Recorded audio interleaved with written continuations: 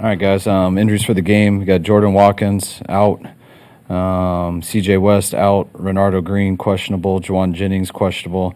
Mac Jones questionable. Connor Colby questionable. Ricky Purcell questionable. Go ahead. That means that Brock will start. Yes. How did Brock just look this week? How much better than last week? It looked good. Got to do a lot more than last week, and each day got a lot better.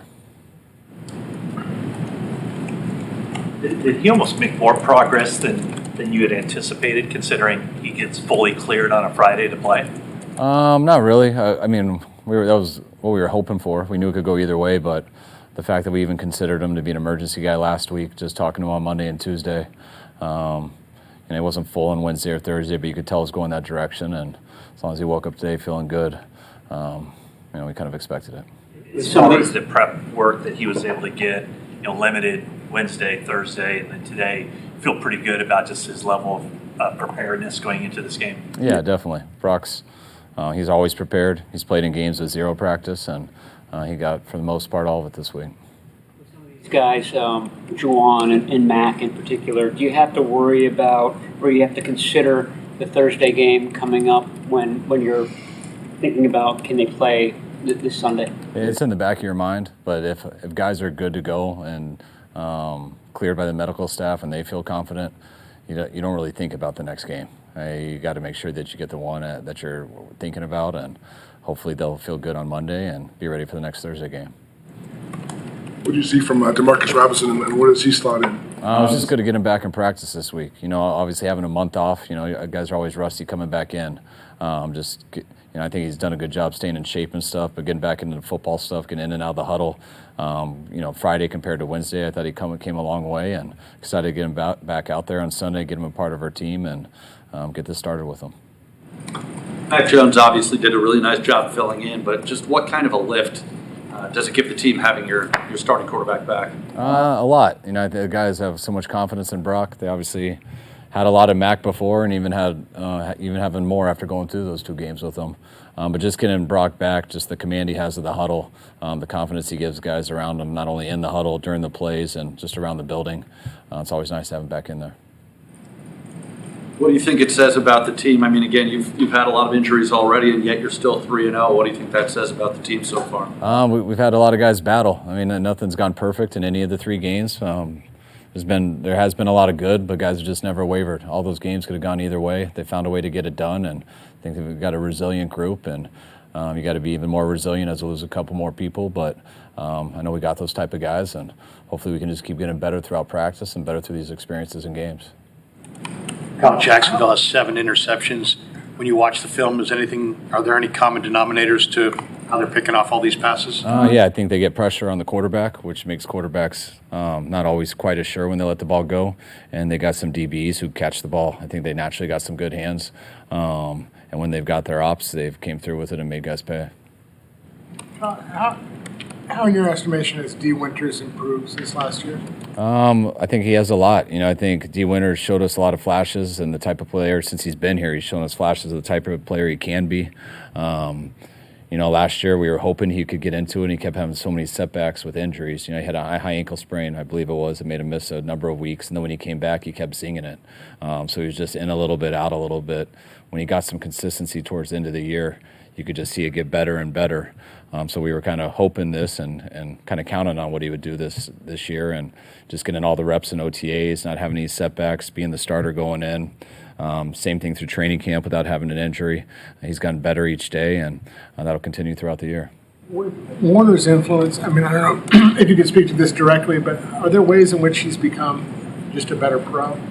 I think everybody becomes a better pro for the most part. Not everybody, but with each year in the league, you kind of learn how long the season goes, what it takes to be ready each week, what you got to do in the off season to get through an OTAs, through a training camp, through everything. I think D has always been a pretty good pro, but he's definitely one of those guys. Each year he gets better in that way, and I think he's one of the better guys in our building that way.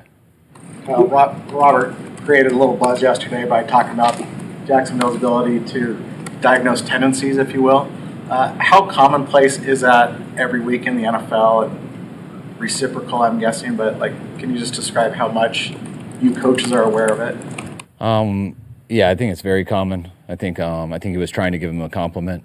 I think when the word sign stealing is used in a long compliment, that can sometimes go the wrong way.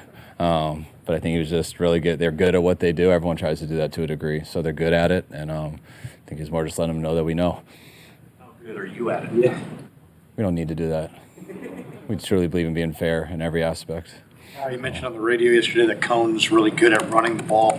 What is it that he brings that makes him so good at running the football? You can just tell he's committed to it. You know, he's not. Everyone says they want to run the ball, but what does it look like on the silent tape? How much do your 11 guys play together? How hard do they go, regardless of the situation?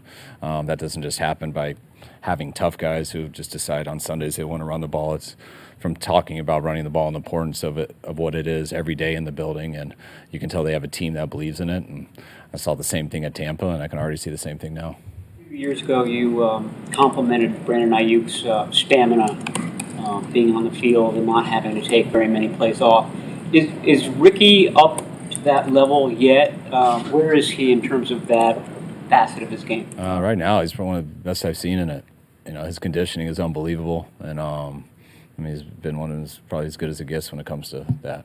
So it's been great. That important for a receiver. I mean, just the consistency of the route throughout a game. And people don't realize how hard a receiver's got to run every play. I mean, there's plays where everyone knows who number one is, but coverage dictates usually who the ball goes to, and there's 5 routes most of the time on a play, and you have no idea when that's coming to you. And there can be a route that you haven't got to number 4 or 5 in the progression in 2 years, and then all of a sudden the biggest heat of battle you get there, and if you're just going through the motions, it can cost you a game. But a lot of guys, when they go hard every single play, they got to miss a lot, and so you got to rotate them a lot more, or guys try to conserve energy, and that's where it's tough. I mean, we get GPSs on all these guys, and I mean, the receivers run about 1,000 more yards in a game than any other position. DB's got to cover them, but they also can see what's in front of them and know when the quarterback throws the other way or know when he's looking the other way. But wideout's just the output and the amount of yards. It doesn't compare to any other position. John Lynch said this week that Brandon Ayuk isn't close to returning. Does that mean weeks, months? Do you have any sense? No, I think it's more like when we get a kind of probably an exact target date. I mean, that's when you look at it that way. I think we're getting close to that. But just not to have a target date is, that's when I start thinking about it. And we don't have that yet, so we're waiting until they give us one. John also said that Nick was scheduled to undergo surgery today. Do you know if that occurred? Yeah, I was told at practice that it went. I mean, they had it, and they're done, and I heard it went great. So I'll talk to them probably later today. But like I said earlier in the week, I don't remember always the details of injuries, but I know this was as clean of one as anyone's ever described to me, and that's how I heard the surgery went today too.